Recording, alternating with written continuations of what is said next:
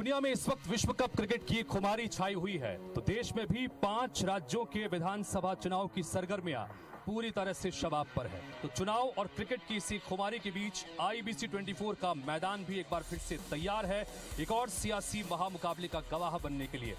तो क्रिकेट की पिच पर सियासत के धुरंधर बल्लेबाजी और गेंदबाजी करने के लिए तैयार हैं।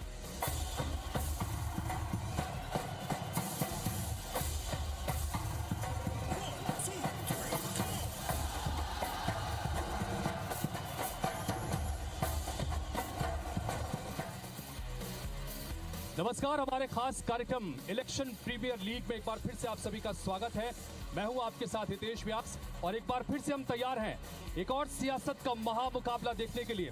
क्योंकि पहला मुकाबला EPL का जब खेला गया था, उस मुकाबले में टीम बीजेपी 1 अंक से जीत कर आगे बढ़ चुकी है। यानी कि सीरीज में अभी टीम बीजेपी 1-0 से आगे चल रही है और आज टीम कांग्रेस के लिए यह मुकाबला करो या मरो का हो चुका है। अगर आज टीम कांग्रेस हारी तो सब कुछ हारे, और आज अगर जीते तो आगे अपनी उम्मीदों को जिंदा रखेंगे।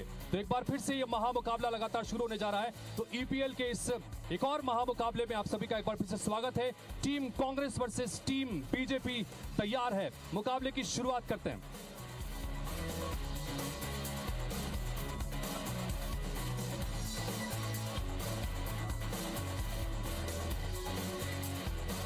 और सबसे पहले मैं एक बार टीम से आपका इंट्रोडक्शन कराऊं, उससे पहले आज के मैच के दोनों अहम निर्णायक यानी कि हमारे दोनों अंपायर से आपका मैं तारुफ करा दूं। राम अवतार तिवारी जी हमारे साथ में हैं। पिछले मैच में भी जबरदस्त अंपायरिंग इन्होंने की थी। अपने अंक देने के साथ साथ कई बार इन्होंने नो बॉल भी दी थी और वाइट बॉल भी दी थी, जिसकी वजह से खिलाड़ियों के अंक कटे थे। आज भी इस मुकाबले में पैनी निगाह राम अवतार तिवारी जी की रहेंगी। वरिष्ठ पत्रकार हमारे साथ में है। हमारे साथ में वरिष्ठ पत्रकार R कृष्णदास जी भी हैं। आज इनकी अंपायरिंग का जलवा भी हम यहाँ पर देखेंगे, चूंकि क्रिकेट का भी इनको अनुभव है और सियासत का भी इनको अनुभव है। तो ऐसी स्थिति में टीम कांग्रेस और टीम बीजेपी के बीच में जब मुकाबला होगा, ऐसे में कौन किस स्तर की बल्लेबाजी कर रहा है, हर चीज पर इनकी निगाह यहाँ पर रहेगी। इन सब के बीच अब दोनों अंपायर्स का इंट्रोडक्शन हो चुका है, तो मैं एक बार दोनों ही टीम के कप्तानों को बुलाना चाहूंगा। मैं एक बार इंट्रोडक्शन टीम का दूं, उससे पहले दोनों कप्तानों के साथ में यहाँ पर हम टॉस के प्रोसेस को आगे बढ़ाते हैं। तो टीम बीजेपी की तरफ से कप्तानी करेंगे आज श्रीचंद सुंदरानी जी। आइए सुंदरानी जी। पिछले मैच में भी वरिष्ठ बल्लेबाज हैं और अपनी वरिष्ठता और अनुभव का इन्होंने बहुत यहाँ पर फायदा उठाया था। जमकर बल्लेबाजी यहाँ पर करते नजर आए थे। गेंदबाजी से अपनी फिरकी गेंदबाजी का यहाँ पर उन्होंने असर दिखाया था। और दूसरी तरफ टीम कांग्रेस की तरफ से आज कप्तानी संभालने के लिए हमारे साथ में प्रमोद दुबे जी आ चुके हैं। प्रमोद दुबे जी बहुत बहुत स्वागत है। सभापति के नगर निगम है और इसी तरह से हरफन मौला खिलाड़ी है। जब हमारे साथ में स्टूडियो में रहते हैं तब वहां पर भी जम के चौके छक्के लगाते हैं, तो आज भी आपको उसी तरह के किरदार को निभाना है। चलिए मैं मैच की शुरुआत करूं। टॉस के लिए मैं दोनों अंपायरों को बुलाऊं। थोड़ी सी मैं बात करना चाहूंगा आप दोनों से कि ये जो मुकाबला है, दूसरा मुकाबला है, आप 1-0 से आगे चल रहे हैं, किस तरह से दिखते हैं? हम पुनः जीतेंगे। दूसरे चरण में भी जीतेंगे, पहले चरण में भी जीते थे। 1-0 का है मुकाबला। अभी तो देखिएगा हम कम से कम 5-0 पे पहुंचाएंगे। देखिए, आपने आज दूसरे ही मैच में अपना कप्तान बदल दिया है। सियासत के मैदान में भी बिना कप्तान के आप लोग लड़ रहे हैं, तो बताइए। आप ही का प्रयास है, कोई कप्तान कब बदल देते हैं। चलिए, तो मतलब यहाँ आप लोग कह रहे हैं कि हम लोग जीतेंगे। आप लोग किस तरह की उम्मीद कर रहे हैं? 1-0 से अभी आप पीछे चल रहे हैं और आज हम पिच भी देख रहे हैं कि पिच पर घास बिल्कुल नहीं है, कई सारे गड्ढे हो गए हैं। विपक्ष लगातार आरोप लगाती है कि बहुत सारे गड्ढे 5 साल में हुए हैं और गेंद जब इन पे गिरेगी तो कई बार स्विंग और आउट स्विंग भी होगी और गेंद अंदर भी आ सकती है। क्या कहेंगे? नहीं, जब ऑस्ट्रेलिया और इंडिया का जब मैच होना था ना, तो हम लोग भारत की टीम जैसे खेल रहे थे और ये ऑस्ट्रेलिया वाले जब खेल रहे थे उसी प्रकार से भाजपा वाले खेल रहे थे, तो इनको गलतफहमी हो गई थी कि टीम बड़ी मजबूत है। लेकिन एक एक करके जो आउट होना शुरू हुए, तो भारतीय टीम है। हम लोग तो भारत की तरह खेले। ऑस्ट्रेलिया को ज़रा ओवर कॉन्फिडेंस था। उसी तर्ज पर जिस प्रकार से भाजपा को आज ओवर कॉन्फिडेंस है, तो अंततः मैच जो था वो किसके पक्ष में है ये तो आपको पता है। तो उसी प्रकार से हम लोग अपनी बैटिंग, अपनी बॉलिंग, हमारा क्षेत्र रक्षण बड़ा मजबूत है। आज आपने भी टीम में काफ़ी बदलाव किए हैं। हाँ, स्वाभाविक है। और हमारे टीम के कप्तान तो भूपेश बघेल जी हैं ना, आपको तो पता है।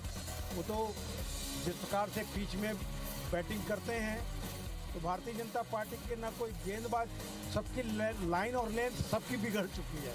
इसलिए छक्का चौका जो पड़ रहा है, बॉलर को समझ में नहीं आ पा रहा है कि हम किस प्रकार की बॉल फेंकें। लेकिन हमारे कप्तान और हमारे जो क्षेत्र रक्षण वाले हैं वो इतने मजबूत हैं कि 3 तारीख को फैसला आ जाएगा। अभी अंकों में भी इस प्रकार के अंक में हमें नहीं मालूम। आज तो आपको आज का मुकाबला जीतना है। आज अगर हार गए तो सीरीज आप लोग हार जाएंगे। चलिए टॉस की तैयारी कर ले कप्तान। हमारे साथ दोनों अंपायर रेडी हैं। टॉस को पहले करते हैं।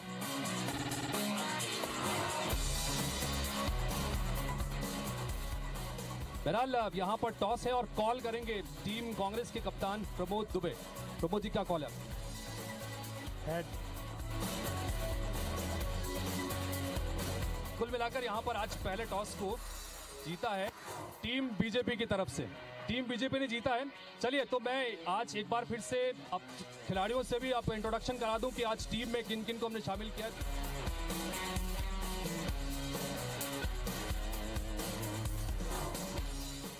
तो टीम कांग्रेस की कमान संभाल रहे हैं प्रमोद दुबे। शानदार हरफन मौला खिलाड़ी हैं। दोनों तरफ से बल्लेबाजी भी कर सकते हैं और साथ ही गेंदबाजी में भी माहिर हैं। दूसरी तरफ से घनश्याम राजू तिवारी पिछले मैच में भी शानदार इन्होंने गेंदबाजी और बल्लेबाजी की थी। एक बार फिर से आप गेंद लेकर तैयार हैं। देखना है कि किस तरह की गेंदबाजी आज होगी।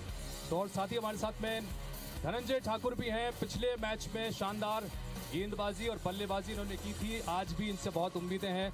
नितिन भंसाली जी एक बार फिर से हमारे साथ में रेडी हैं और नितिन भंसाली जी भी हरफन मौला खिलाड़ी हैं। पिछले मुकाबले में भी इन्होंने अच्छी तरह से बल्लेबाजी गेंदबाजी का प्रदर्शन यहाँ पर किया था, लेकिन टीम को जिता नहीं पाए थे।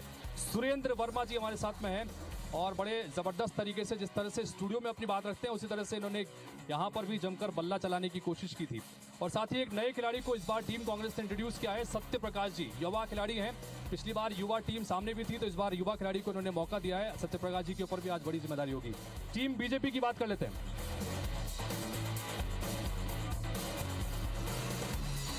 टीम बीजेपी की तरफ से कमान संभाल रहे हैं वरिष्ठ बल्लेबाज, वरिष्ठ जननेता हैं और श्रीचंद सुंदरानी आज एक बार फिर से कमान संभालने के लिए तैयार हैं।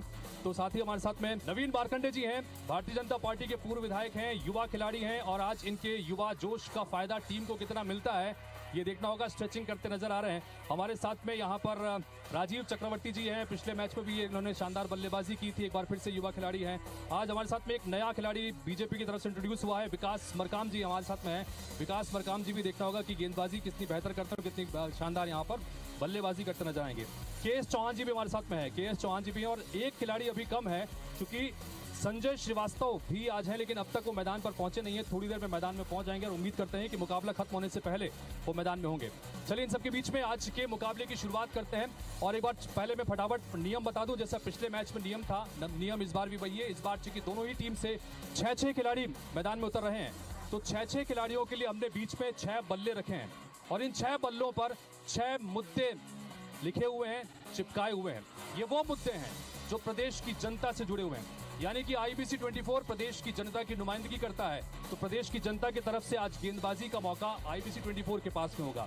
हर खिलाड़ी टॉस के बाद चूंकि टॉस जीता है बीजेपी ने, पहले वो आएंगे, एक एक बल्ला उठाएंगे। जिस मुद्दे पर बात होगी उस मुद्दे पर दोनों ही तरफ से एक एक खिलाड़ी अपनी बात रखेंगे। पिछले मुकाबले में चूंकि सब लोग अपनी बात रख रहे थे, इस बार एक नियम में बदलाव किया गया है कि इस बार एक मुद्दे पर दोनों ही तरफ से एक प्रमुख बल्लेबाज आएंगे, अपनी बात रखेंगे। साथ में एक खिलाड़ी को सिर्फ अलाउ करेंगे रनर के तौर पर। सिर्फ एक की आप मदद ले सकते हैं किसी एक, यानी कि एक मुद्दे पर आपकी तरफ से 2 और एक मुद्दे पर आपकी तरफ से 2। हालांकि रनर का नियम अब अंतर्राष्ट्रीय क्रिकेट में हट गया है, लेकिन यहाँ पर थोड़ी शिथिलता हमने रखी है आप लोगों के लिए। क्या ये नियम ठीक है?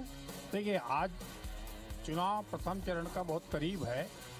जनता से जुड़े मुद्दे और जनता की समस्याओं के बीच जनप्रतिनिधि पहुंच गए मैदान में। अब देखना है जीतता कौन है और जनता के जुड़े भावनाओं और उनकी समस्याओं को हल करने में कौन से खिलाड़ी ज़्यादा जीत पाते हैं। ये अंकों की गणित में ये बड़ा देखने लायक रहेगा। जी बताइए कृष्णदास जी, आप क्या कहेंगे आज के इस मुकाबले को लेकर और सभी जो सियासी हालात है उसको? देखिए हितेश जी, अब तो टेस्ट मैच का समय खत्म हो गया है। लोग चना मुर्रा और फल्ली दाना लेके बैठने का वो दौर खत्म हो गया। अब तो 2020 का दौर आ गया है। मुझे लगता है कि बड़े एग्रेसिव बैट्समैन हैं, सब बहुत एग्रेसिव खेलेंगे और रोचक मुकाबला हमको देखने को मिलेगा। ठीक है, तो दोनों अंपायरों का रोल भी इसलिए महत्वपूर्ण है कि जो हमने बताया कि 6 अलग अलग मुद्दे हैं, 6 अलग अलग मुद्दे पर अपनी बात रखेंगे और बल्लेबाजों की तरफ से गेंदबाजी तक किस तरह की गई आई, बल्लेबाज किस तरह के किए गए, दोनों तरफ से टीम के प्रदर्शन को लेकर आंका जाएगा। हर मुद्दे पर 10 में से अंक देंगे हमारे दोनों अंपायर, और आखिर में जब मुकाबला खत्म होगा उसके बाद हम तय करेंगे कि दोनों अंपायर ने इन अलग अलग 6 मुद्दों को लेकर किस तरह से दोनों ही टीमों को आंका है। तो चलिए शुरू करते हैं ईपीएल का ये दूसरा महामुकाबला, team Congress versus team BJP. पहले मुद्दे पर बात करने के लिए आ रहे हैं, आपकी तरफ से कौन आएंगे? नवीन मार्कंडे जी को ओपनिंग बल्लेबाज के रूप में भेज रहे हैं, आपकी तरफ से कौन? चलिए घनश्याम राजू तिवारी जी आएंगे इधर से ओपनिंग बल्लेबाज के रूप में। इसमें से कोई एक बल्ला उठाइए और बताइए कि उसमें से कौन सा मुद्दा आपकी जिस पर आपको बात करनी है। एक बार सामने दिखा दीजिएगा। रोजगार का मुद्दा सबसे पहले आया है।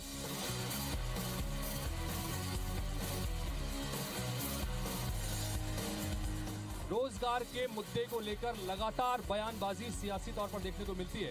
तो क्रिकेट के पिच पर रोजगार के अपनी बात रखिएगा, रोजगार के इस मुद्दे को लेकर किस तरह से बल्लेबाजी होती है, गेंदबाजी होती है, ये देखना बड़ा दिलचस्प होगा। पहले चूंकि टॉस जीता है टीम बीजेपी ने, तो नवीन मार्कंडे जी शुरुआत करेंगे। बीच में हम ड्रिंक्स ब्रेक लेंगे और ड्रिंक्स ब्रेक के बाद जो मुद्दे होंगे उसमें टीम कांग्रेस की तरफ से पहले बल्लेबाजी की जाएगी। चलिए देखिए, अभी हमको इस क्रिकेट टीम में ओपनिंग बल्लेबाज के रूप में अवसर मिला, और हमने जो ओपन कर रहे हैं इसमें शॉट्स लगा रहे वो बेरोजगार, छत्तीसगढ़ में बेरोजगारी और रोजगार की कमी, इस चीज़ को लेकर हम लोगों ने अभी ये बैट्स थामे हैं। अब इसमें ये है कि छत्तीसगढ़ में लगातार रोजगार के कमी के कारण लोग, आप देखे होंगे कि किस तरह से यहाँ अपने मुख्यमंत्री जो है यहाँ उनके सामने में, उनके निवास के सामने में एक व्यक्ति ने, सिन्हा ने आत्महत्या किया है। ये एक बड़ा जो है ये इफेक्ट है कि छत्तीसगढ़ के छत्तीसगढ़िया लोगों को रोजगार नहीं मिल पा रहा है। ये एक बड़ा कारण है। छत्तीसगढ़ की जो भूपेश सरकार है उस पर भरोसा नहीं रहा छत्तीसगढ़ को। ठीक है घनश्याम जी, उनका ये कहना है कि रोजगार के मुद्दे पर आपने बहुत वादे किए थे, लेकिन जब असल में इस मुद्दे पर खेलने की बारी आई या फिर बल्लेबाजी करने की बारी आई तो सिर्फ धोखा हाथ लगा है। बड़ा जबरदस्त तरीके से पहली गेंद पर उन्होंने बाउंसर मारने की कोशिश की है, बताइए। खदेड़बो ए दरी भाजपाला फिर से खदेड़बो। भारतीय जनता पार्टी रोजगार के मुद्दे में बोलने का तो हक रखती ही नहीं छत्तीसगढ़ में।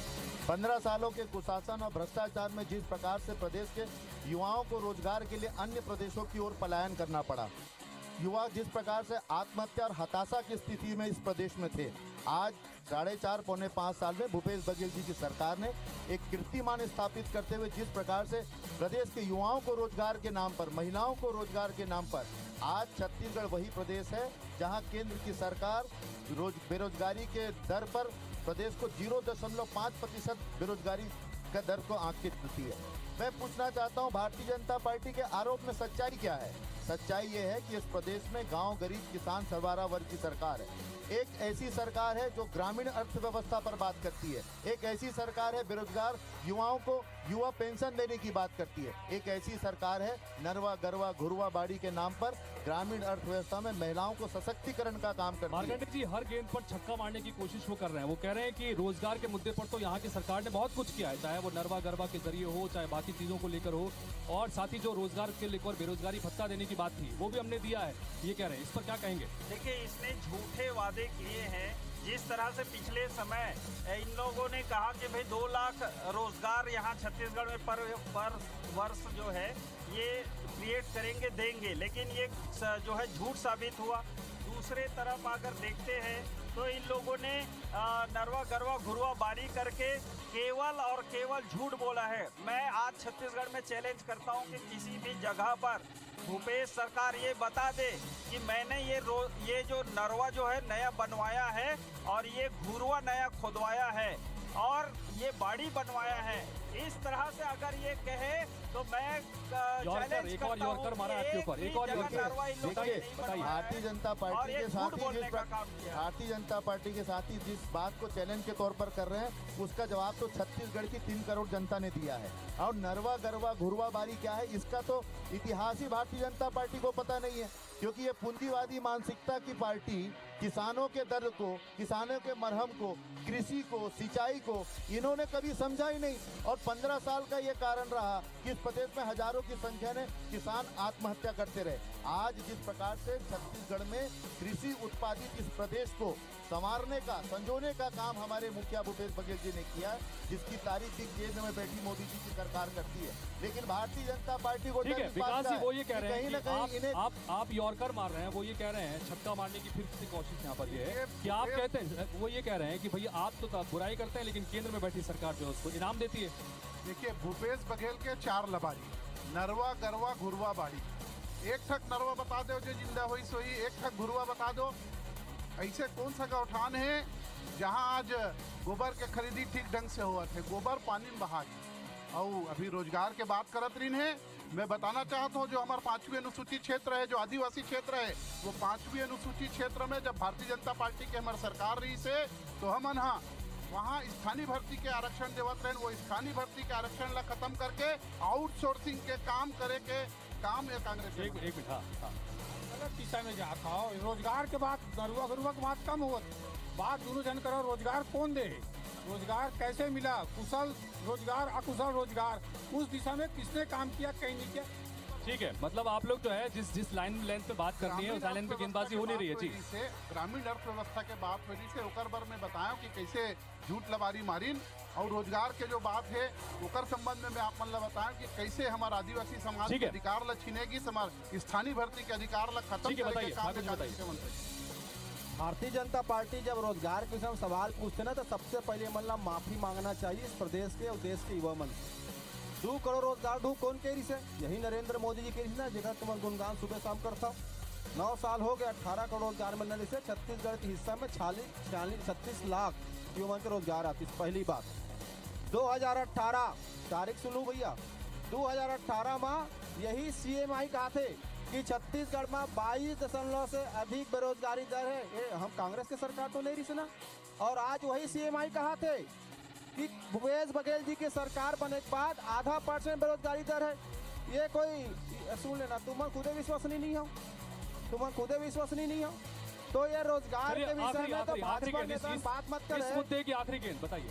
ये झूठ लबारी जो भूपेश सरकार के वो विधानसभा में दिख गए जब 5 लाख रोजगार के बोर्डिंग टांगीस और जब वहाँ पूछी से विधानसभा में तो वहाँ 16,000 निकली से 16,000 कैसना जेमा हमन पहली के शिक्षा कर्मी के भर्ती कर डर रहे हैं, शिक्षक मन के तेला जोड़ के वो 16,000 निकली और अपन शब्द बोली। ठीक है, देखो दो शब्द है, एक जो बोर्ड में 5 लाख रोजगार बतावत रही देहन करके, लेकिन सदन में वहाँ 16,000 बताई थे। तो ये बोल तो सही लबारी फाइनल जवाब ये इस ओवर की आखिरी गेंद है।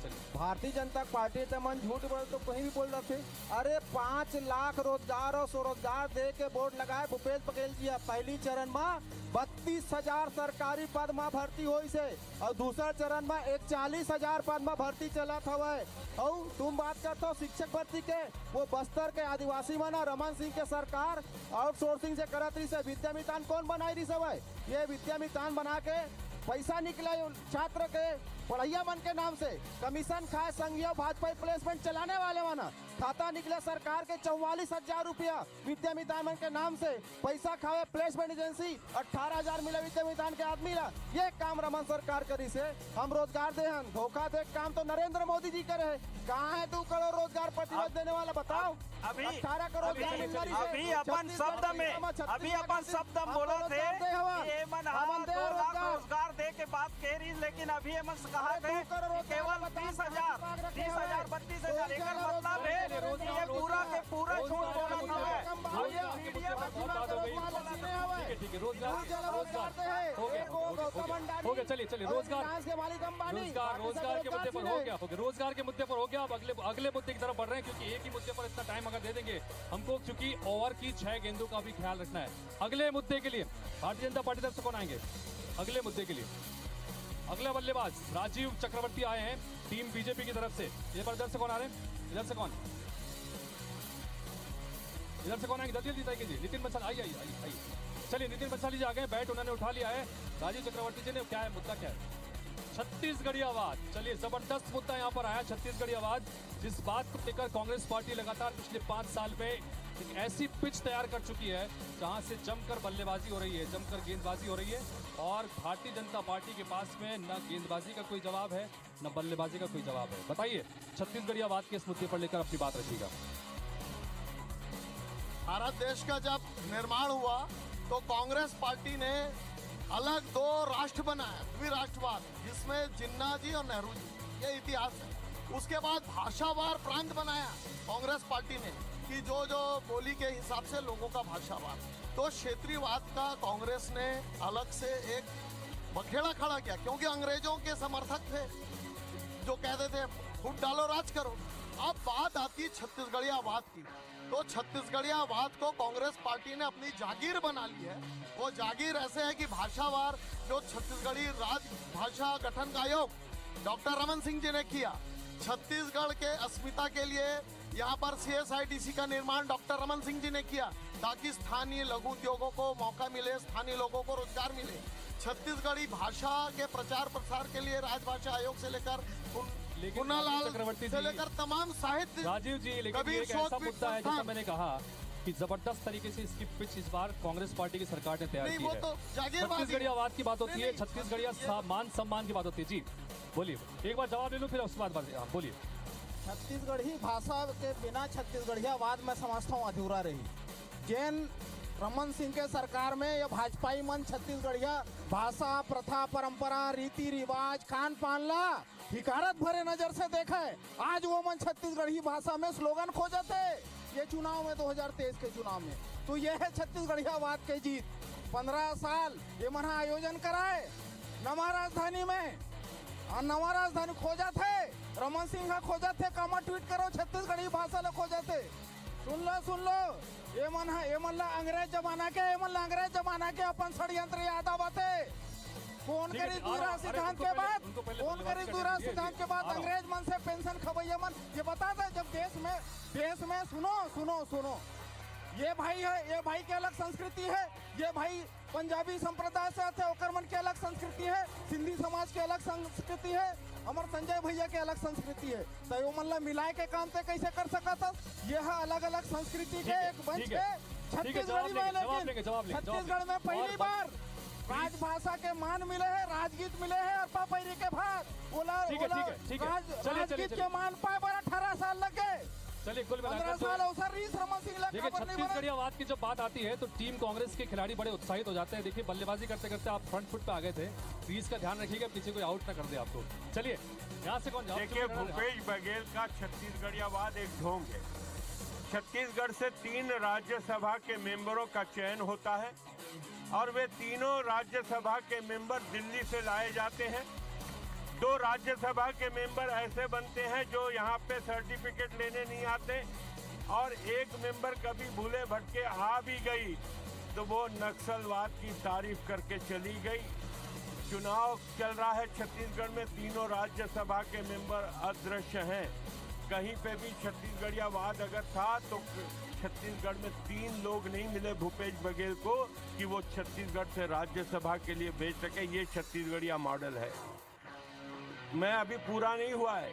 एक किसान उत्तर प्रदेश में मृत्यु हो जाती है, एक किसान की मृत्यु हो जाती है, 50 लाख का मुआवजा देता है, और एक बेमेतरा जिले में हिंसा में एक युवक मारा जाता है, तो कहीं ना कहीं उसको 10 लाख रुपए के मुआवजे की घोषणा अंपायर कुछ कहना चाह रहे हैं, 50 लाख। अंपायर कुछ कहना चाह रहे हैं, बोलिए। छत्तीसगढ़वाद के ऊपर जब चर्चा हो तो अपने को लगता है कि नो बॉल वाइट बॉल ना फेंके, बिल्कुल नहीं, छत्तीसगढ़ियावाद है ये। 3 राज्यसभा के मेंबर अन्य राज्यों से लाके लड़ाए जाते हैं। छत्तीसगढ़ियों का अपमान इससे बड़ा क्या हो सकता है? यही ये बड़ी बात, ये देखिए धनंजय जी देखिए, अब वो ये कह रहे हैं कि आप छत्तीसगढ़ियावाद की बात करते हैं और राज्यसभा सदस्यों को चुनने की बारी आती है तो दूसरे राज्यों से लाकर आप उनका सम्मान कर देते हैं, तो ये कैसा सम्मान?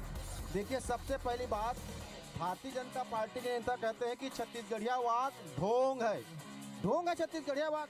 छत्तीसगढ़ के महतारी की जयकारा लगाना भाजपा के लिए ढोंग हो सकता है? ढोंग है, कांग्रेस का ढोंग है, भूपेश बघेल का ढोंग है। सुन लीजिए ना, ये कहते हैं आपका ढोंग है, ये सुनिए, कांग्रेस पार्टी का ढोंग है।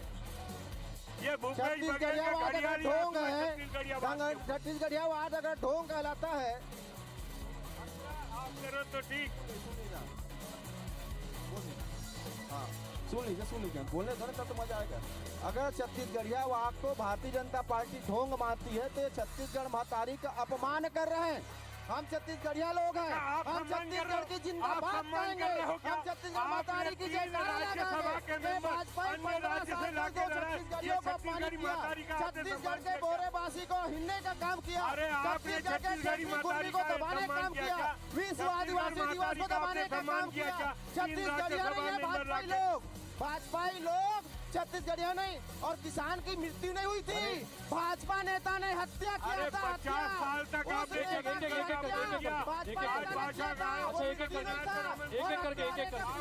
नरेंद्र मोदी सरकार में मंत्री है, वो मृत्यु नहीं था किसान की, चलिए भाजपा नेता ने हत्या किया था, उस किसान को कुचला था। अरे सर मारनी चाहिए भाजपाइयों को, सर मारनी चाहिए भाजपाइयों को, किसान की हत्या कर दिए। चलिए मैंने अरे उसके आपका यही छत्तीसगढ़िया मॉडल है क्या? आपका छत्तीसगढ़िया मॉडल यही है क्या? ठीक है, चलिए हो गया। नेक्स्ट मुद्दे की तरफ आगे बढ़े, उससे पहले आखिरी राज्य अटल बिहारी वाजपेयी जी ने बनाया। एक मिनट गर्व है उनको छत्तीसगढ़िया राज्य बनने में। आज अगर छत्तीसगढ़िया राज्य है तो अटल बिहारी वाजपेयी जी के कारण है। आज अगर छत्तीसगढ़िया राज्य है तो अटल बिहारी वाजपेयी जी के कारण है। भूपेश बघेल जी के मुख्यमंत्री बने। चलिए एक और अंपायर अरे अंपायर कुछ कहना चाह रहे हैं। घड़ियाली आंसू है आपके। अरे हमने छत्तीसगढ़ बनाया, हमने बनाया छत्तीसगढ़ राज्य, हमारा है छत्तीसगढ़, हमने बनाया छत्तीसगढ़ राज्य। चलिए अंपायर कुछ आपको 55 साल में याद नहीं आया छत्तीसगढ़ बड़े वरिष्ठ खिलाड़ी देखिए खेल और भाजपा के मित्र संगठन। अच्छा ठीक है, बीच में अंपायर। अरे अटल बिहारी वाजपेयी जी ने बनाया छत्तीसगढ़। अंपायर का सुनते पहले अंपायर। छत्तीसगढ़ियावाद का मुद्दा जब भी आता है तो भाजपा असुविधा महसूस करती है, उसके साथ एक बड़ी कमजोरी है और कांग्रेस उछल जाती है। आप पिछले देखेंगे तो कांग्रेस ने इसमें गेन किया है और जो चाहे छत्तीसगढ़िया नेता हो, चाहे छत्तीसगढ़ियावाद हो, या छत्तीसगढ़ की संस्कृति हो, इस पर निश्चित तौर पर कांग्रेस ने काम किया। उस गति से जब उसको मौका मिला भाजपा को, वो नहीं कर पाया। आज भी जो इसीलिए उसको असुविधा, नेता भी जो वहाँ छत्तीसगढ़िया नेता भी जाते हैं तो वहाँ पर जिस अनुसार से एडजस्ट होना चाहिए, जो एडजस्ट कांग्रेस में जाके हो जाते हैं वो नहीं हो पाते। तो एक बड़ी फर्क जो दोनों पार्टियों में छत्तीसगढ़ में देखने को मिलता है। चलिए छत्तीसगढ़ियावाद को लेकर बहुत जबरदस्त चर्चा यहाँ पर देखने को मिली। खूब जमकर चौके छक्के मारने की कोशिश यहाँ पर की गई, कुछ बाउंसर्स भी लगातार आ रहे थे, उसका बचाव यहाँ पर भारतीय जनता पार्टी की तरफ से वरिष्ठ बल्लेबाज हैं श्रीचंद सुंदरानी, उन्होंने भी यहाँ से करने की कोशिश की। विकास मरकाम की तरफ से बात हुई, राजीव चक्रवर्ती ने भी इसमें बात की थी। बहरहाल चलिए यहाँ पर हम बढ़ रहे हैं अब अपने अगले ओवर की तरफ, यानी जनता से जुड़े एक और तीसरे मुद्दे की तरफ नहीं, आपको उठाना है ड्रिंक्स ब्रेक के बाद में, क्योंकि पहले टॉस जीता है बीजेपी की तरफ से। तो बीजेपी की तरफ से इस बार कौन आ रहे हैं सुंदरानी जी? संजय श्रीवास्तव जी इस बार आ रहे हैं बल्ला थामने के लिए और मुद्दा उठाने के लिए। चलिए वो अंपायर देखेंगे कि नंबर काटने की नहीं काटते हैं। यहाँ से कौन आएगा? यहाँ से प्रमोद जी आएंगे, चलिए यहाँ से कप्तान प्रमोद जी और इधर से संजय श्रीवास्तव जी। संजय जी आइए, अपने बल्ला उठाइए। नहीं, किसी को उठाइए, कोई एक उठाइए।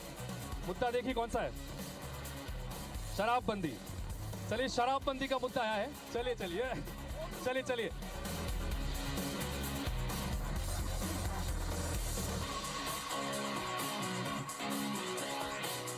तो शराबबंदी का मुद्दा आया है। तीसरा ओवर जो हम यहाँ पर खेलने जा रहे हैं इस आज महामुकाबले में, दूसरे महामुकाबले में टीम कांग्रेस टीम बीजेपी के बीच में, और इसमें लीजिए आपको बल्लेबाजी करनी है सर। शराबबंदी का मुद्दा है। संजय श्रीवास्तव जी लगातार इस मुद्दे को लेकर आप लोग बड़ी जबरदस्त गेंदबाजी करते नजर आते हैं। इधर से प्रमोद दुबे जी जवाब देंगे। पहली शुरुआत संजय। देखिए शराबबंदी के नाम पर मुझे ऐसा लगता है कि कांग्रेस को नैतिकता के नाते एक शब्द भी बोलने का अधिकार नहीं है। लगातार जब 3 बार 2003, 8 और 13 में जब कांग्रेस पराजित हुई, तब इन्होंने एक झूठ का षड्यंत्र रचा और एक जनघोषणा पत्र इन्होंने बनाया लगभग इस प्रदेश की जो आधी आबादी महिलाएं हैं, इन महिलाओं का वोट बटोरने के लिए इन्होंने जन घोषणा पत्र में बार बार, मैं अंपायर महोदय जन घोषणा पत्र का उल्लेख इसलिए कर रहा हूं कि शराब की बहुत बातें होती हैं, लेकिन जन घोषणा पत्र में इन्होंने महिलाओं को वोट बटोरने के लिए एक बार कहा कि हम शराबबंदी कर देंगे। अब चुनाव चल रहा है, डेट आ गई है, आचार संहिता लग गई है, डेट आ गई है, शराबबंदी नहीं हुई है। मुझे लगता है इस पर एक भी शब्द कांग्रेस को कहने का अधिकार नहीं है, न यहाँ न चुनाव के अंदर में। शराबबंदी उन्होंने नहीं किया है। आधी महिलाओं की आबादी जो है उनसे माफी मांगना चाहिए और कहना चाहिए ठीक है आपको। एक मिनट सर, पूरा हो जाना प्लीज, थोड़ा संक्षेप में। अच्छा, एक मिनट। और दूसरा ये विषय ये है कि शराबबंदी के नाम पर जो समिति बनी थी, उन्होंने बड़ी बेशर्मी के साथ में कहा शराबबंदी तो मुद्दा ही नहीं है, जबकि जन घोषणा पत्र में था। और शराब बंद तो नहीं हुई, बल्कि कोविड का एक ऐसा समय काल आया, संक्रमण काल, उसमें ये कांग्रेस की सरकार ने बेशर्मी के साथ में, क्योंकि दुकानें बंद थी, तो होम डिलीवरी घर घर तक शराब पहुंच जाए। T20, अरे संजय जी, संजय T20 के लिए हर घर तक शराब पहुंचे, इससे बड़ा बेशर्मी। संजय जी हो गया। चलिए अरे हमको, अरे जैसा हमारे अंपायर साहब ने बताया, जैसे हमारे अंपायर साहब ने कहा कि मुकाबला T20 का है, तो T20 के हिसाब से सबको बल्लेबाजी करनी है जी। शराबबंदी का मुद्दा, छत्तीसगढ़िया वाद के मुद्दे पर जिस तरह से आप लोग बाउंसर्स मारते हैं, शराबबंदी का ऐसा मुद्दा है जिसमें बैक में आपको बाउंसर मिल रहे हैं, यॉर्कर गेंदबाजी मिल रही है, कैसे निपटाएंगे? वो कह रहे हैं कि वादा तो बहुत का आपने किया था, लेकिन कुछ किया नहीं इसमें। प्रमोद जी, नैतिकता और भाजपा का केवल इतना ही नाता है, दीवालों पर लिख देते हैं, दिवाली पर पहुंच जाता है। इस प्रदेश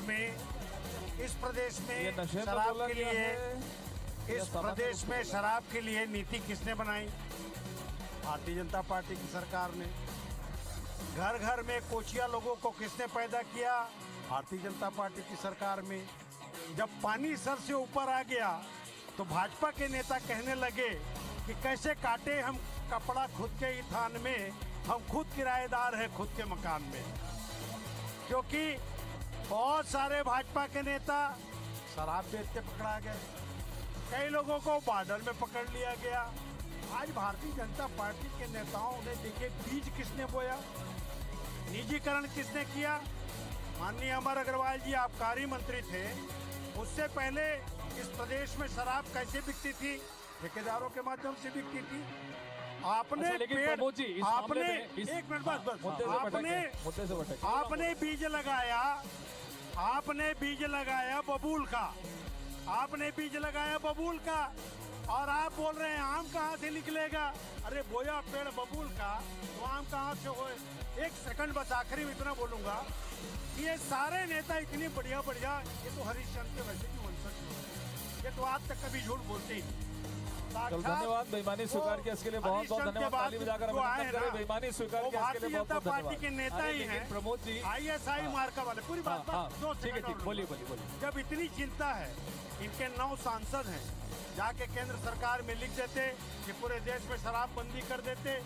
ना इनका लफड़ा ना हमारा लफड़ा, इनको जगह जगह चौराहे में खड़े होकर जो आज कटघरे में खड़े हैं बेचारे, इनको जवाब नहीं देना। ठीक है, ये गेंद जो है आपके पाले में डाल रहे हैं, वो ये कह रहे हैं मध्य प्रदेश में अमृत हो जाता है, ये गेंद जो है इसमें अमृत हो जाता है। ये गेंद आपके पाले में डाल रहे हैं। उनका ये कहना है कि भाई ऐसा है, बंद कर सकते हैं तो देश में बंद कर दीजिए। देखिए ऐसा है कि जब आदमी कमजोर होता है तो दूसरे के पाले में गेंद डालने का प्रयास करता है। और प्रमोद जी कह रहे थे कि अभी हमारे ऊपर बात कर रहे थे, मुझे वो गाना याद आ गया फिल्म अमिताभ बच्चन का कि मुझको यारों माफ करना, मैं नशे में हूँ। लगभग वही स्थिति कांग्रेस के नेताओं की है, जो लगभग यही स्थिति पे ये बात कर रहे हैं। देखिए ऐसा है कि हर एक स्टेट की अपनी पॉलिसी होती है, और आज जब हम छत्तीसगढ़ के अंदर में बात कर रहे हैं तो छत्तीसगढ़ की बात है कि देश के अंदर में क्या नहीं, देश के अंदर में नहीं, हम भी आपके मुद्दे को तमाम प्रकार की बात करते हैं। मुझे लगता है कि जो व्यक्ति जन घोषणा पत्र की बात हो रही है, चुनाव की बात हो रही है, कि चुनाव के अंदर में आपने जन घोषणा पत्र में कोई हमारे भाजपा कार्यकर्ता संजय श्रीवास्तव या राजीव चक्रवर्ती या सृजन सुधरानी ने आपको जन घोषणा पत्र में लिखवाया था कि हमने लिख के दे दिया था कि आप इसको पढ़िए। चलिए ये सुन लो हो गया इसमें सुन लीजिए। ये देखिए और ये तो वो लोग चलिए ये तो वो लोग हैं, ये तो वो लोग हैं, सुनिए ये तो वो लोग हैं आप लोगों ने उसको जन घोषणा पत्र में शामिल किया। अपनी शराब की पॉलिसी को बेच रहे हैं। ठीक है प्लीज चलिए गूगली वो ये कर रहे हैं कि भाई ठीक है आप सब आरोप लगाते हैं, लेकिन इसको जन घोषणा पत्र में शामिल तो आप लोगों ने किया था ना, वादा तो आपको पूरा करना था। वो एक बार फिर से गूगली बताइए। सुनिए ना हितेश जी, इसके लिए कमेटी बनाई गई, इसके लिए कमेटी बनाई। पूरी बात तो सुन लो, पूरा बात तो सुन लो हरीशचंद्र बंसोजो मेरे भाइयों। मैं ये कहना चाह रहा हूँ हितेश जी, इसके लिए कमेटी बनी, कमेटी में 5 सदस्य थे। भारतीय जनता पार्टी के दो विधायक थे, जोर के दाढ़ी में तिनका, वो दोनों विधायक आज तक के कमेटी की बैठक में अपनी राय तक नहीं दिए। कमेटी बनाई लेकिन आप लोगों के साथ शामिल हुए। भारतीय जनता पार्टी के नेता कैसे हैं हितेश जी, भारतीय जनता पार्टी के नेता कैसे हैं? चोर को बोलते हैं चोरी करो, पुलिस को बोलते हैं उधर से जाके पकड़ लेना। ये दोहरा मापदंड जो है देखिए ऐसा है। अरे मुझे समय देखिए 3 मुद्दे अभी बाकी हैं सर। हो गया नहीं हो गया क्योंकि मुझे अभी देखिए ड्रिंक्स का वक्त हो गया है। देखिए ऐसा है, इस 3 मुद्दों पर हमने बात कर ली। एक छोटे से ब्रेक के लिए रुक रहे हैं, ड्रिंक्स ब्रेक के लिए यहाँ पर रुक रहे हैं। ड्रिंक्स ब्रेक से पहले हमने 3 मुद्दों पर बात की है, लौट रहे हैं जल्द से। और ईपीएल के इस दूसरे महामुकाबले में 3 और मुकाबले अभी बाकी है, 3 और खास ओवर अभी बाकी है। वो मुद्दे हैं जो जनता से जुड़े हुए हैं। एक ड्रिंक्स ब्रेक के बाद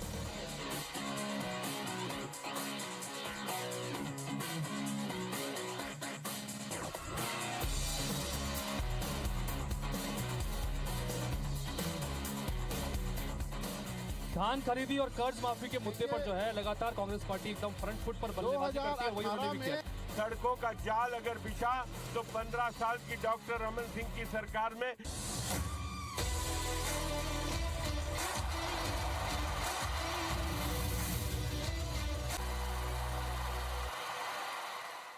तो ब्रेक के बाद स्वागत है आप सभी का। ईपीएल का दूसरा महामुकाबला इस वक्त आप देख रहे हैं, team Congress versus team BJP के बीच में। ब्रेक में जाने से पहले 3 अहम मुद्दों पर हमने बात की थी और अब ब्रेक के बाद भी हमारे सामने 3 बल्ले यानी कि 3 अहम मुद्दे रखे हुए हैं और 3 बल्लेबाज दोनों तरफ से बाकी हैं। बीजेपी की तरफ से चूंकि हम लोग पहले बल्लेबाजी की थी, इस बार बल्लेबाजी करने के लिए टीम कांग्रेस की तरफ से आएंगे। आपकी तरफ से नितिन भंसाली जी आ रहे हैं और यहाँ से विकास मरकाम जी आएंगे। जी उठाइए बल्ला अपना। चलिए तो इस बार का मुद्दा है धान और कर्ज माफी।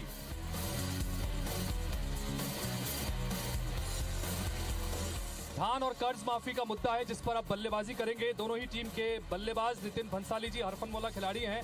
धान और कर्ज के मुद्दे पर लगातार कांग्रेस पार्टी बड़े जबरदस्त तरीके से अपनी बात रखती रही है और ये वो मुद्दा था जो पिछले चुनाव में मास्टर स्ट्रोक साबित हुआ था। एक बार फिर से कर्ज माफी की बात यहाँ पर कर दी है, तो बताइए इस बार क्या तैयारी नितिन जी? देखिए डिबेट में मैं अभी देख रहा था कि इस बात की चर्चा हो रही थी मैनिफेस्टो की। तो जैसे ही सरकार बनी 24 घंटे के भीतर 20 लाख किसानों का लगभग 9,700 करोड़ रुपया कर्जा माफ इस सरकार ने किया और अभी भी इस बात की घोषणा की गई है कि हम कर्जा माफ करेंगे। इसमें धान और कर्जा माफी 2 विषय दिए गए हैं। तो मैं बता दूं, भारतीय जनता पार्टी के शासन काल में 12 लाख कुंटल धान की खरीदी होती थी, जो कि अभी बढ़कर 1,07,00,000 कुंटल हो चुकी है। 2500 रुपए हमने धान खरीदा है, जो कि हमने वादा किया था। इस वजह से इस प्रदेश की आर्थिक अर्थव्यवस्था की बात करें तो अन्य प्रदेशों से बहुत बेहतर है। उत्तर प्रदेश में 1200 रुपए में धान की खरीदी होती है। छत्तीसगढ़ ऐसा पहला प्रदेश है जहां पर किसान को उसकी फसल का उचित मूल्य मिल रहा है। धान खरीदी और कर्ज माफी के मुद्दे पर जो है लगातार कांग्रेस पार्टी एकदम फ्रंट फुट पर बल्लेबाजी करती है। वही उन्होंने भी किया थी। कांग्रेस के कर्ज माफी का वादा था। कर्ज माफी का जब वादा उन्होंने किया था तो आप ही पत्रकारों ने टीएस सिंहदेव से पूछा था कि कौन सी कर्ज माफ होगी। टीएस सिंहदेव ने कहा था कि कर्ज जो है चाहे वो दीर्घकालीन ऋण हो चाहे वो अल्पकालीन ऋण हो, सभी ऋण माफ होंगे। ऋण चाहे प्राइवेट बैंक के हो या राष्ट्रीयकृत बैंक के हो, सभी बैंकों के ऋण माफ होंगे। मैंने नहीं, ये टीएस सिंहदेव ने कहा था। और किनका ऋण माफ हुआ आपको बताना चाहता हूँ, मात्र सहकारी बैंकों का ऋण माफ हुआ। क्या छत्तीसगढ़ का किसान क्या छत्तीसगढ़ का किसान जो है वो सहकारी बैंकों के ऋण से तकलीफ में था? बिल्कुल वो तकलीफ में नहीं था। जिस समय हमारे सहकारी बैंकों के माध्यम से जब हमारे धान बिक्री होती थी, धान बिकती थी, तो हमारे उस ऋण को हम चुका देते थे। छत्तीसगढ़ वासियों के 100% धान खरीदा जाए। जी, छत्तीसगढ़ धान का कटोरा है, लेकिन 15 साल में भारतीय जनता पार्टी और डॉक्टर रमन सिंह जी की सरकार ने यहाँ पर किसानों को सिर्फ कटोरा पकड़ाया। आज भूपेश बघेल जी की सरकार ने किसानों की मेहनत, उनके परिश्रम का मोल देकर किसानों की आर्थिक उन्नति के लिए इस प्रदेश में काम किया। कर्ज माफी अधूरा इन्होंने किया, जो वादा किसानों से किया गया था उस वादे को इन लोगों ने पूरा नहीं किया। 2500 में। और मैं आपको बताना चाहता हूँ, जैसा कि अभी बता रहे थे MSP, अच्छा 2100 रुपए में धान खरीदेंगे। कितनी MSP बढ़ी, कितनी MSP बढ़ी वो आप बताइए। आप लोगों ने किया 2018 से 2008 भाजपा ने नहीं दिया, वादा आपने किया था, नहीं दिया। जन घोषणा पत्र में वादा आपका था, आपने किया था। चलिए बैठ ना दिखाएं। ओके जन घोषणा हो गया वादा आपका, चलिए आखिरी गेंद। आपने कहा था कि हम जो है 2 वर्ष का बोनस। चलिए आखिरी हो गया समय खत्म ये हो गया। चलिए नेक्स्ट मुद्दा खत्म। चलिए हो गया, समय खत्म हो गया। इस चलिए कुल मिलाकर जो है कर्ज माफी और धान खरीदी छत्तीसगढ़ की सियासत से जुड़ा बहुत अहम मुद्दा है और इसके ऊपर बहुत सोच समझकर बल्लेबाजी करनी होगी और बहुत सोच समझकर जनता के बीच जाना होगा। कर्ज माफी का ऐलान यहाँ पर कांग्रेस पार्टी ने कर दिया है।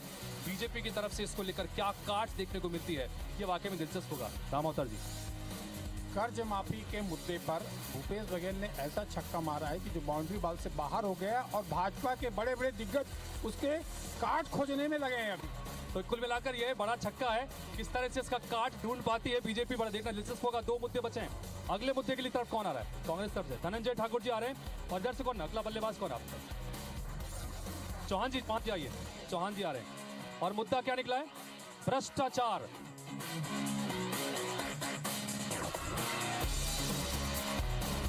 चलिए भ्रष्टाचार के इस मुद्दे को लेकर, भ्रष्टाचार का मुद्दा, और इस पर बल्लेबाजी करेंगे टीम बीजेपी की तरफ से KS चौहान और टीम कांग्रेस की तरफ से धनंजय जी। आपको पहले बल्लेबाजी करनी है भ्रष्टाचार के मुद्दे पर।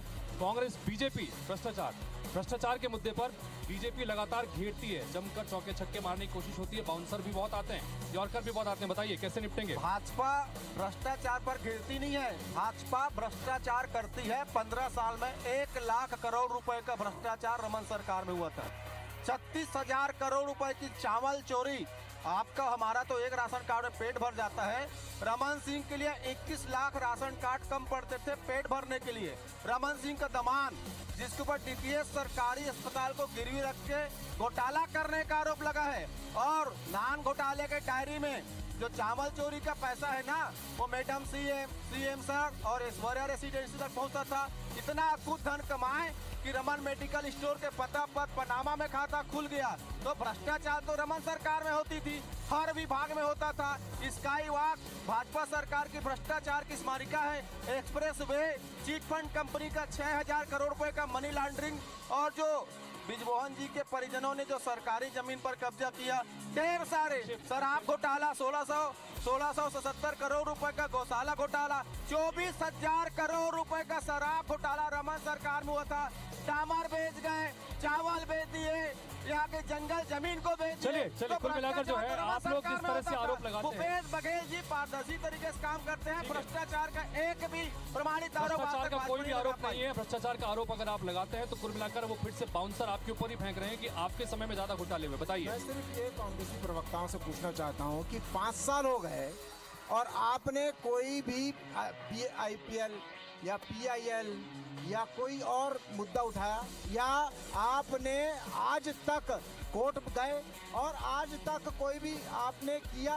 दूसरी बात, भ्रष्टाचार का तो नमूना आप हैं। भ्रष्टाचार, शराब में घोटाला आपने किया, PSC में घोटाला आपने किया, PMF फंड में आपने घोटाला किया जो आपके मोहन मरकाम ने उठाया, और उसके बाद आपने भ्रष्टाचार कोविड सेंटर में भी किया, जहां पर आपने बल्ब भी आपने किराए में लिए और उसका पैसा खाया। शर्म आनी चाहिए।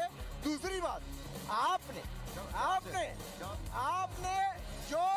जो केंद्र से पैसा जो चावल आया था उसमें भी आपने भ्रष्टाचार किया। देखिए ऐसा है के आधार पर भारतीय जनता पार्टी छत्तीसगढ़ में भ्रष्टाचार के देखिए ऐसा है, ठीक है, लेकिन उसे साबित नहीं कर सकती। भारतीय जनता पार्टी भ्रष्टाचार में डूबी है, कमीशन खोरी में डूबी रही। देखिए ऐसा है, उसके पास इस प्रकार का जवाब नहीं हो सकता। देखिए ऐसा है कि हाथ कंगन को आरसी क्या और हर चीज को फारसी क्या। मुझे लगता है कि ये भ्रष्टाचार में भ्रष्टाचार करते हैं। हो गया, ऐसे हो गया, लोग हो गया, हैं हो गया, मोहन मरकाम से लेके जयसिंह अग्रवाल से लेके शराब घोटाला अनवर ढेबर, महापौर का भाई अनवर ढेबर, वो जो उनकी सलाखों के पीछे है। चलिए चलिए चलिए चलिए कुल मिलाकर भ्रष्टाचार के इस मुद्दे को लेकर भारतीय जनता पार्टी हमलावर है। और जैसा आपने यहाँ पर देखा कि पूरी की पूरी टीम यहाँ पर बचाव की मुद्रा में आ गई थी, जबरदस्त तरीके से प्रेशर क्रिएट करने की कोशिश यहाँ पर थी। यही मुद्दा जनता के बीच में जाना है, वहाँ पे जवाब देना है, लेकिन नहीं हो चुका सर हो चुका। नेक्स्ट मुद्दा एक सेकंड आपसे आग्रह बोलिए। मैं केवल इतना कहना चाहता हूँ, आज से केवल 5 साल पहले नहीं आज से केवल 5 साल पहले सार्वजनिक जगह में आदरणीय डॉक्टर रमन सिंह जी ने ये वक्तव्य दिया था भाजपा के सम्मेलन में कि भारतीय जनता पार्टी के नेता 1 साल कमीशन खाना बंद कर दें तो हमारी पार्टी वापस आ जाएगी। ये हमने नहीं कहा था साहब। ठीक है रमन सिंह साहब ने कहा। ठीक है चलिए नेक्स्ट मुद्दे पर आखिरी मुद्दा।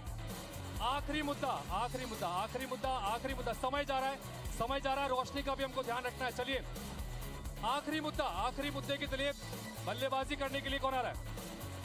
आप तरफ से कौन आ रहा है?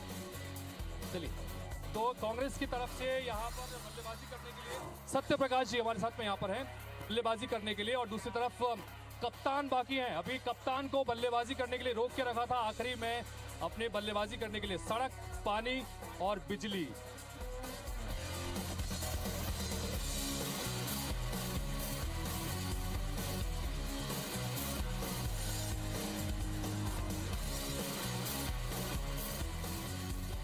बुनियादी सुविधाओं का एक महत्वपूर्ण मुद्दा यहाँ पर निकल के आप सामने आया है। सड़क, पानी और बिजली के मुद्दे को लेकर क्या कुछ कांग्रेस की तरफ से किया गया, और इस बार आरोप है विपक्ष की तरफ से।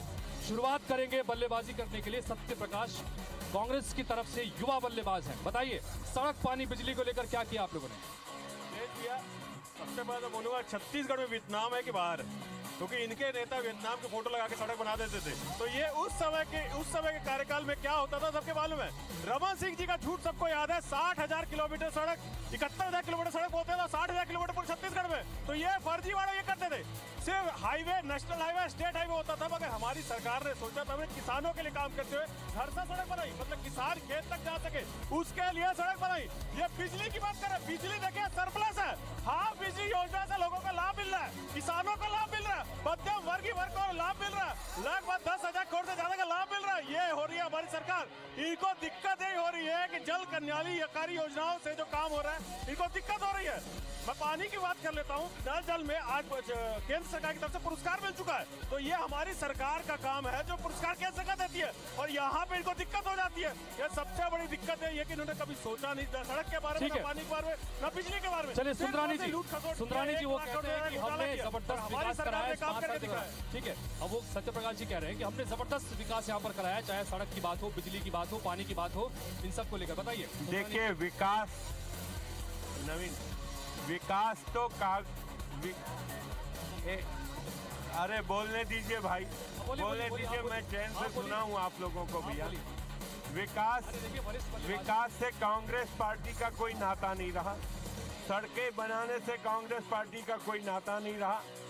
जल मिशन की बात करें, जो केंद्र से पैसा आया उसको भी व्यवस्थित ढंग से आम आदमी तक पानी पहुंचाने में कांग्रेस की सरकार विफल रही। जब छत्तीसगढ़ आदमी पहुंचता था तो छत्तीसगढ़ गड्ढों का शहर माना जाता था, गड्ढों के छत्तीसगढ़ माना, लेकिन 60,000 किलोमीटर की सड़कें बनाकर डॉक्टर रमन सिंह जी ने 15 साल में गांव को शहर से जोड़ने का काम किया, शहरों को विकसित किया। चलिए आखिरी इस 60 दूसरे मुकाबले की आखिरी कोई विकास नहीं हुआ। पूरा रायपुर, सड़कपुर, गड्ढापुर, पूरा रायपुर, गड्ढापुर, बिलासपुर, गड्ढापुर, गड्ढापुर, अंबिकापुर गड्ढापुर पूरा गड्ढापुर बना दिया। चलिए समय खत्म हो गया। दोनों ही टीमों की तरफ से बल्लेबाजी गेंदबाजी अब आपने देख ली। 6 अलग अलग मुद्दे थे जिनको लेकर हमारे निर्णायक यानी कि हमारे आज के अंपायर तैयार है अपने पॉइंट्स के साथ में, और थोड़ी देर में वो फैसला आपके सामने हम रखने जा रहे हैं कि ईपीएल के इस महामुकाबले को आज किसने जीता है। पहला मुकाबला टीम बीजेपी ने जीता था, तो टीम कांग्रेस के लिए आज का मुकाबला करो या मरो का था। आज टीम कांग्रेस ने बेहतर किया है या नहीं, ये नतीजा थोड़ी देर में हमारे सामने हो जाएगा। क्या तैयार है आप लोग? चलिए हमारे साथ में एस कृष्णा दास जी हैं, पहले उनका नतीजा सुनते हैं तो क्या कहते हैं, और कुल मिलाकर पहले आपकी राय भी जानना चाहेंगे। जो बल्लेबाजी आपने देखी, जो गेंदबाजी देखी 6 मुद्दों को लेकर, उस पर आपकी क्या राय है? जी, गेंदबाजी और बल्लेबाजी में थोड़ा सा बड़ा रोचक मुकाबला रहा।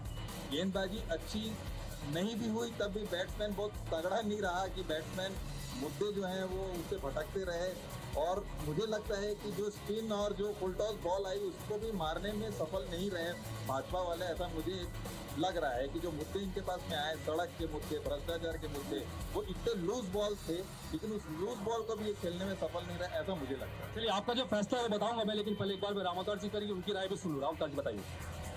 आज के जो मुद्दे थे वो मुद्दे धान और बोनस के था, जिसपे निश्चित तौर पर बाजी कांग्रेस मार रही है।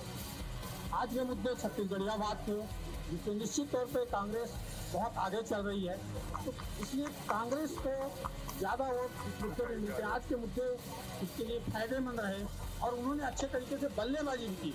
और जैसे कि मेरे दूसरे कोच ने कहा भी कि भाजपा को जिस तरह लड़ाई लड़नी थी तो लड़ाई नहीं लड़ी, इसलिए निश्चित तौर पर हारते हुए प्रतीत हो रहे हैं। तो दोनों नतीजे हमारे सामने आ चुके हैं और ये नतीजे भी हम सामने रखते हैं। तो हमारे साथ में एस कृष्णा दास हमारे पहले अंपायर थे। इन अंपायर ने जो फैसला सुनाया है, 60 में से, चूंकि 6 मुद्दे थे, 60 में से अंक थे, 10-10 अंक सभी को देने थे। अलग अलग मुद्दों को लेकर वो अलग अलग मुद्दे में आप हम रखेंगे, लेकिन कुल मिलाकर कांग्रेस पार्टी को दिए हैं 43 अंक, 60 में से 43 मिले हैं आपको, और भारतीय जनता पार्टी ने टीम बीजेपी को मिले हैं 42। सिर्फ 1 अंक से आप कृष्णदास जी के इस फैसले में पीछे रह गए। और दूसरी तरफ राम अवतार तिवारी जी के फैसला भी आपके सामने रखते हैं। राम अवतार तिवारी जी ने जो फैसला दिया है उसके तहत 60 में से 27 अंक मिले हैं टीम बीजेपी को, और 60 में से 33 अंक मिले हैं। तो कुल मिलाकर ये दूसरा मुकाबला टीम कांग्रेस यहाँ पर जीतती नजर आ रही है। तो अब तक ईपीएल के इस महामुकाबले में एक बीजेपी एक कांग्रेस। ये क्रिकेट के पिच पर जो आज मुकाबला हुआ है, यहाँ पर दोनों ही टीमें बराबर हैं, लेकिन असल मुकाबला होगा जनता की पिच पर। जनता तैयार है अपने सारे अलग अलग मुद्दों को लेकर, और थर्ड अंपायर जनता ही है। तमाम अलग अलग एंगल से जनता आपके मुद्दों को, अपनी बातों को देख रही है। जनता तय करेगी कि टीम कांग्रेस जीतती है कि टीम बीजेपी जीतती है। फिलहाल बहुत बहुत शुक्रिया आप सभी का इस शानदार मुकाबले में शामिल होने के लिए। नमस्कार।